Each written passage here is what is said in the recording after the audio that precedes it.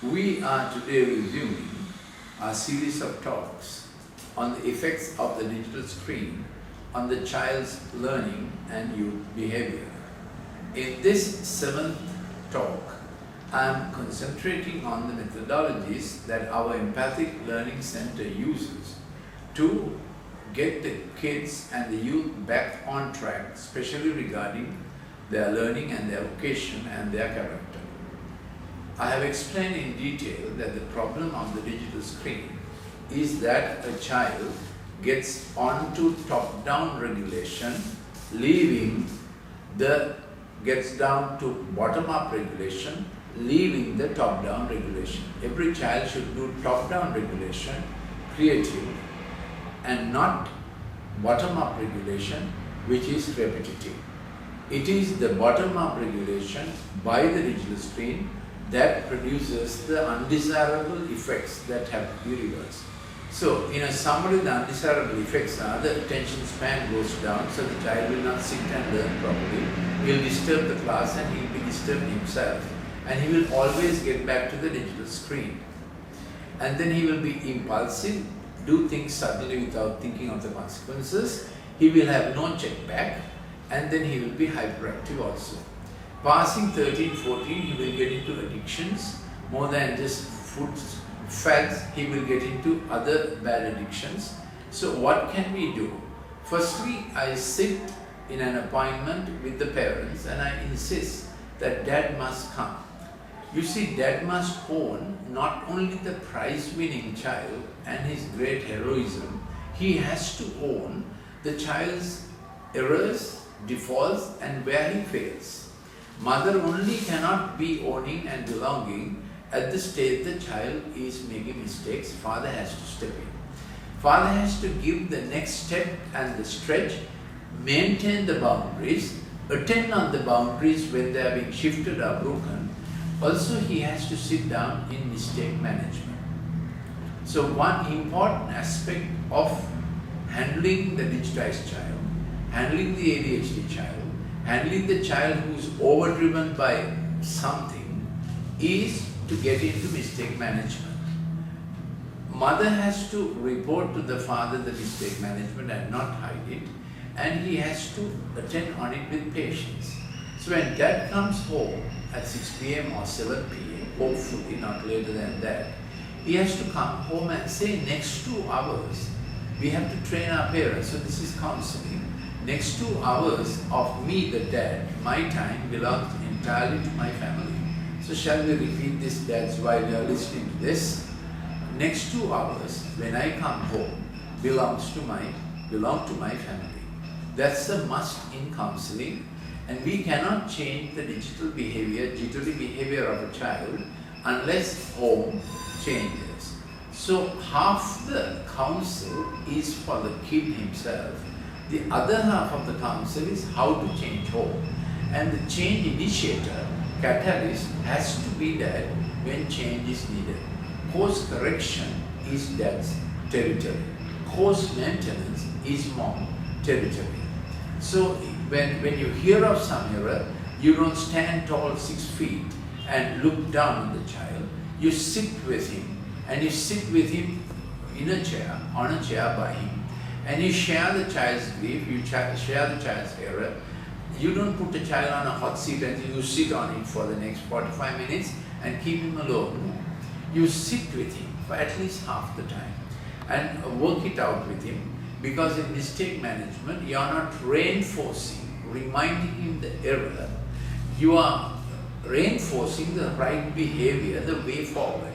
So in mistake management, our modus operandi is not retributive justice, but redemptive justice. Help the child to do better, rather than say, next time you do it, you will know what will happen. If you say that, what will actually happen is child will dare more and more, and he will find ways and means of doing it without getting caught. And he might even say, so you are getting ready to hit me, okay Tati, you hit me now. And he can dare and challenge, because this generation is used to taking up challenges because they are all the time, they are on the digital screen and the digital games challenge them all the time. And I always say, it's not that the child is playing games, the game is playing the child. So first part of the counsel for parents to help a kid is about mistake management. Do it gently, do it in a significant way, make it part of your daily habitus to sit with your child, attend on the things that went wrong with him. If you don't attend on it in that gentle, persuasive, soft manner, the child will swallow up all that error and he will try to go to sleep with the trouble he feels in the mind. His amygdala will be overactive with bitter memories, sour memories, not good memories. You must get the amygdala also to quieten before the child goes to sleep. If not, all his dreams will be bad dreams. In those dreams, his father is trying to hit him, monsters, aliens that he have watched in the digital games are coming at him. He will apparently be sleeping physically, but he'll be sleep disturbed. And his NREM, REM cycles will be wrong, the dream sleep, no dream cycles will be wrong, and he'll wake up in the morning crotchety, complaining about teachers, complaining about food, complaining about his boots or whatever, because he's not sleep rested. The amount of LED light in the home also will affect sleep. So one part of counseling in the digital scenario, a child who is jittery, impulsive, either from birth as in ADHD or because of digitized behavior. When the child is jittery, impulsive, attention is low, you have to attend on the home factor of how much LED light concentration is in the house. That will promote jitteriness and that will make the child sleep disturbed. So at least the child's study area has to be LED light free. Now there are LED lights that claim that blue frequency is lowered. Market research is not available and research can be cooked to suit the market need. So till it is proven, you have to take the safe action of less LED, certainly not in the washroom. Don't get up in the night and put on a LED light. Don't get up in the night and look at the smartphone. All this is necessary. In the same genre of counsel, I have to mention to you, you have to negotiate with the child not to allow him to take the digital gadget into the room. This needs careful counseling, negotiation. You can't command these children. You can't shout at them. You have to sit with them and coach them, mentor them. So the first part of it is to see that you don't give him a smartphone too early. And in my counseling, I always plead with the parents, try to prevent giving the child a smartphone till at least after grade 11 exam is over. In our country, Sri Lanka, that is called the GCE O-level. Then you have 2 years of what is called the GCE A-level, which is the qualifying exam for universities. If you can help your child to keep off the phone till he finishes that qualifying competitive exam that selects him for engineering faculty or medical faculty or whatever, that would be wonderful. But you have to coach them through. If you give the child the digital screen very early, what will happen is the child will demand more and more digital stuff, even at the age of 8, 10, 12 and so on. So much counseling has to go on with the school as well to teach school and the teachers not to get on to too much WhatsApping for kids and all the time communicating to kids on the smart media will only make them some more digitally addicted. So it is necessary to have talks with the school how to reduce the digitalization of the child. Now you may already know that France has decided and has made it law that the digital screen, the smart board, cannot be used in school teaching up to junior high. That's about 12 years old. And many hostels in the UK are negotiating with the children not to allow them to take their smart gadgets into the dormitories. So you can see that Western countries are taking care to see that the kids don't increase digitalization during school hours and kids don't increase digitalization at the time they should be sleeping, because my earlier talks have already described to you, explained to you how the sleep time is the brain brilliant recovery time. that sleep must be the proper physiological sleep as God has designed. If not, you will increasingly have memory lapses, and the whole study procedure of connection, collation, assimilation, recall, application all involves nighttime storage and waking up in the morning very refreshed. Now, next area of counseling is, what do I tell a parent who's in front of me with the kid or the young man in the middle of the day? So I insist on that pattern, and dad must come for the clinic visit, otherwise home will not change. So the kind of kids that come to me may be before the age of 5, because the child has been too much on the digital screen, and parents have put the child on the smartphone and everything else even before the age of 5. Then the child will be speech scrambled. So part of the counseling is how to do proper speech. That's an entirely different area. Then children come to me between the ages of 6 and 10, generally jittery. Class has complained, teachers have complained that the child is disturbed and disturbs school. Then I have kids who have passed the age of 13 and they are getting increasingly addicted. Some come with internet addiction disorder, going to sleep with the laptop literally on their lap, and some come even after 20 years old or 21 years old. So depending on the child's age, obviously the counsel will change. Now I come back to the child, generally speaking, child under the age of 13. What can you do? One set of counsel is about already reducing the digital consumption he goes through. So what I try to do is to tell the parents to have a timetable for them between when they return from school, 2 p.m. or 3 p.m. or whatever.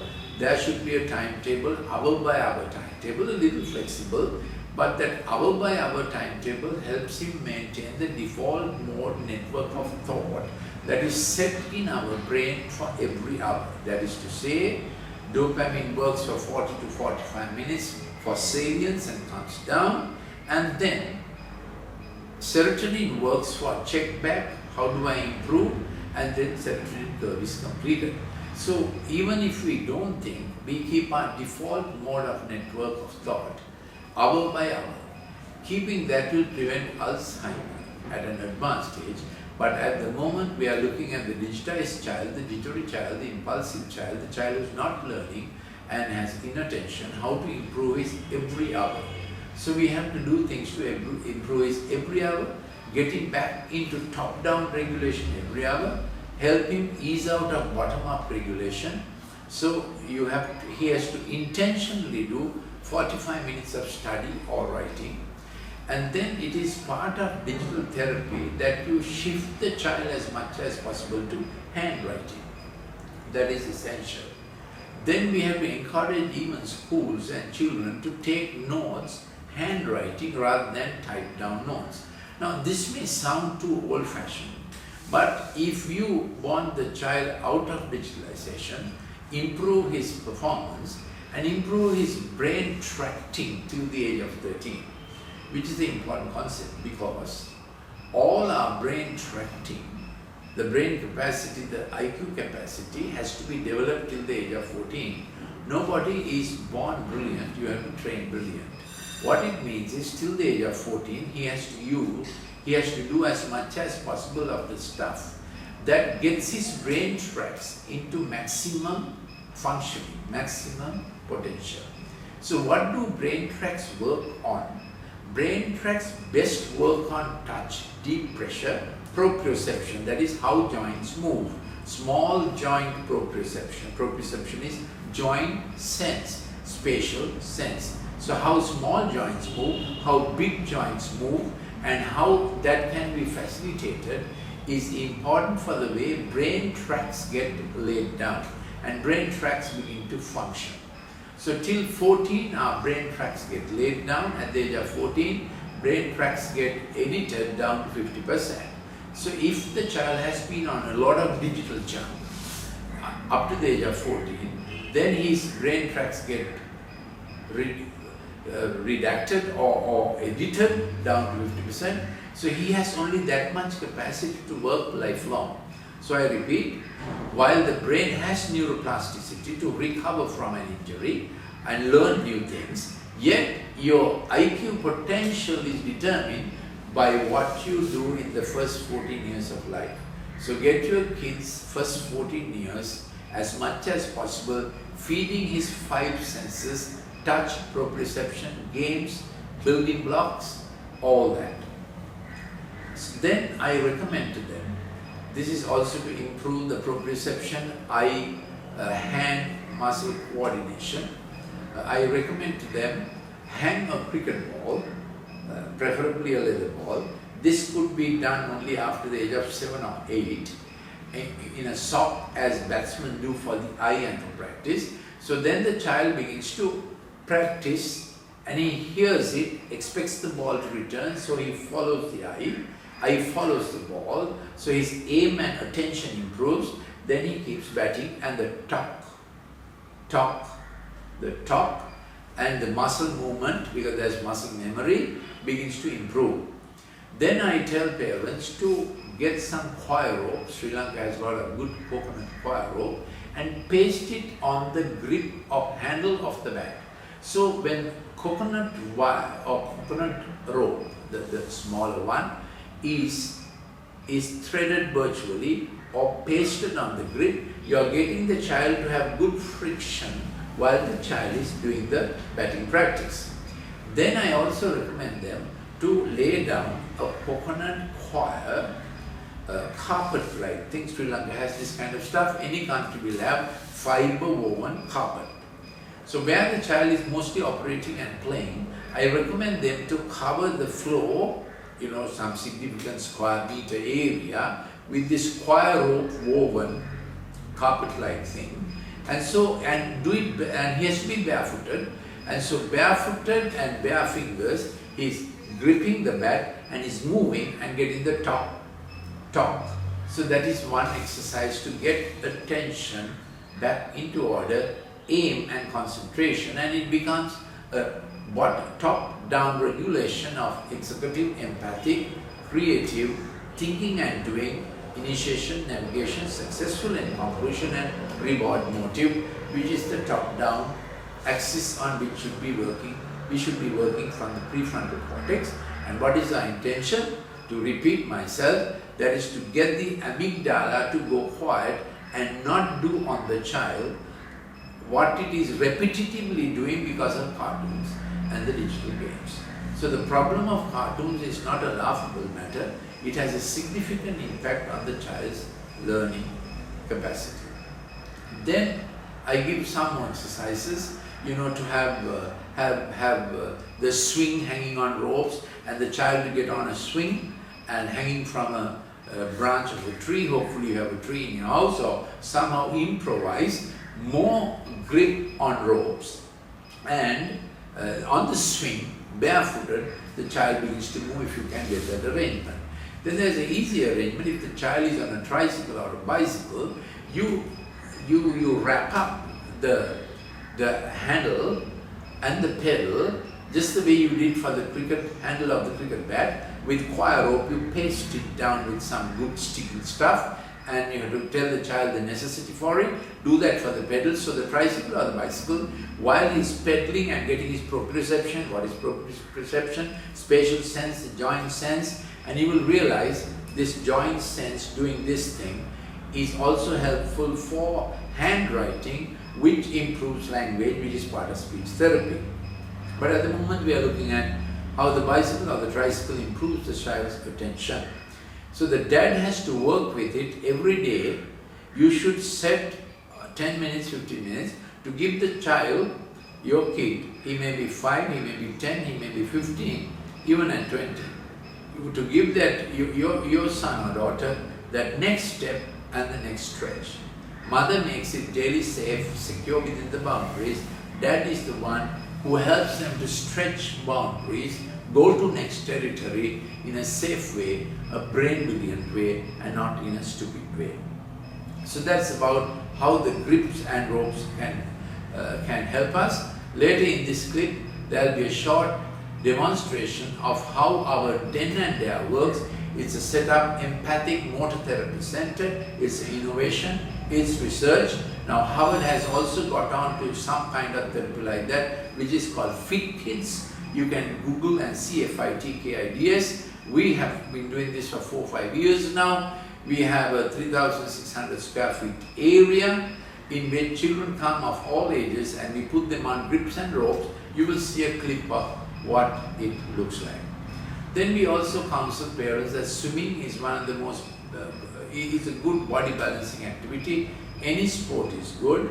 Then we also have empathic music therapy in our own center. Every Friday we meet children, parents, and children are put into the empathic music therapy. Flute, at the age flute can be practiced. Strings instruments are better than merely keyboards, but any musical training also helps a child to initiate, navigate successful. In conclusion, music is very good for that, to get the reward motive, because many children digitally addicted or otherwise addicted have lost the reward motive.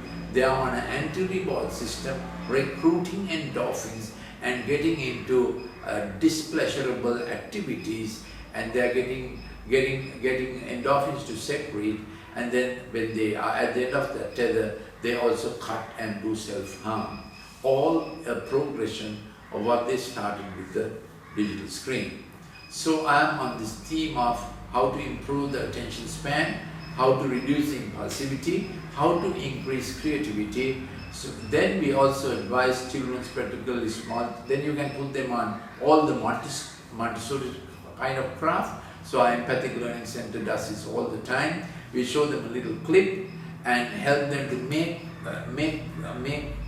let's say Daniel in the lion's den. We show a small clip and they make Daniel, they paint it, our staff help them. So any institution can get on to doing an empathic learning therapy. We will give a clip demonstration of this later in this talk.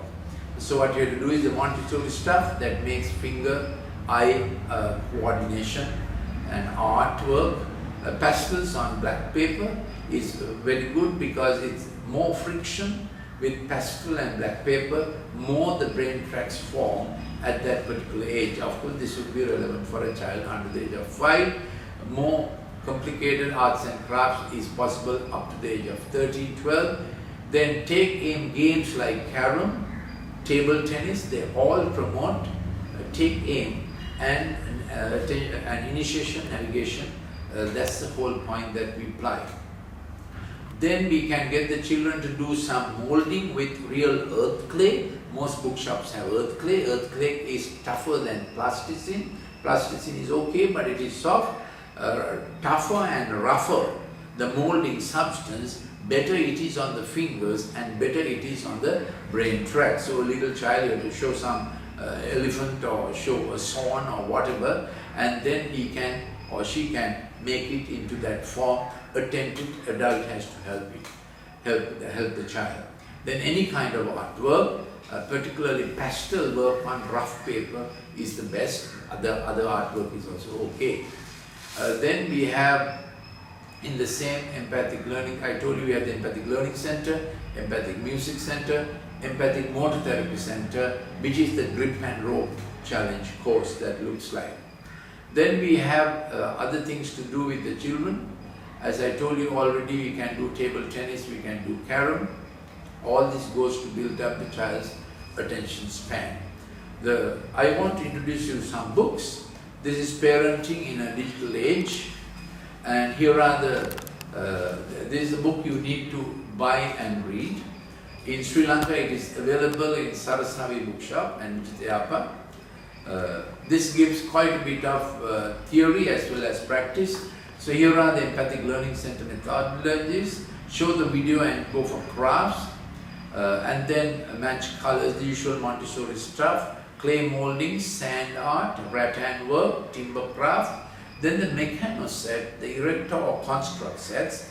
You see, Lego is also okay, but as you know, an adult has to help them through the little aluminium strips, and the screwdriver goes clockwise, panel goes anti-clockwise, both hands are being used. That is excellent for developing brain tracks. Then you can give them age-related puzzles, age-relevant puzzles, so the child sees from far and he begins to, or she begins to make the puzzles. All these help in the brain tracking. Then we also do a kids bakery where children really make food stuff, little cookies, icing, cut and chop vegetables or fruit and eat it. These children develop food fads. They all want fast foods, and some of them say, I hate fruit, I hate vegetables. So part of the counseling is getting their diet into order. So this is a bit of a long term. I am trying to include everything possible. Later we will make shorter clips on every kind of counseling, every kind of therapy and retraining that is available. So kids bakeries can be run very attractively. You will see a clip presently of an attractively run kids bakery. It takes about 90 minutes and kids are working on fruit, and in that 90 minutes they forget the screen. And all these things have a way of helping them forget the screen. Then we help parents to adjust home. We give take-home packs for parents to go home and do it. And when children have got the benefit of a 90-minute run, we need to get them for a half a day. So we have outdoor center with challenge and other activities, and that is for half a day. We arrange teams for competition because these children are into selfie behavior. So we get them out of selfie behavior also into team activity and playmates and doing things together. And our full-length things is a 4-day camp with a lot of youth and children activity, and with different sessions coming in: physical, spiritual, emotional, entertainment, social, sports activity. That's what a full 4-day course. We have worked with all this. Yes. So few more books. These children, let them come to me. These are two medical presentations I did to Sri Lanka Medical Association. If doctors are listening, you can call for this. Our contact telephone number is 0771 512801. Our Empathic Learning Center address is 374 Leslie Ranagala Mawatha, Colombo 8. We are functional every Friday from 6 p.m. You need to phone in and get an appointment. There are no charges involved. And this is the Right Learning and Recovery book. The foreword for this is by the Warden of St. Thomas's College and also by the former Dean of the Colombo Medical Faculty. This will give you an understanding how brain tracks develop, what your child may become, may be good at. So it gives curricular choices, how to think through and plan through and talk through with your child. And this is for parents to read together. Mom and dad read together. I have two books for that: Mom and Dad and Mistake Management and Children Are Heritage. Little paragraphs where from young days you practice it together with your child. One more final thing: child's sleep time is important. At the time child is falling asleep, that's the time that the child is most likely to tell you the problems. So till they are 14, 15, try to be available at the time child is falling asleep. At that time they'll come out with the problems they have, that they will vomit it out, get over it, and go to a good night's sleep with their amygdala quieter. That's how sleep should happen. Thank you. We'll join again in another talk.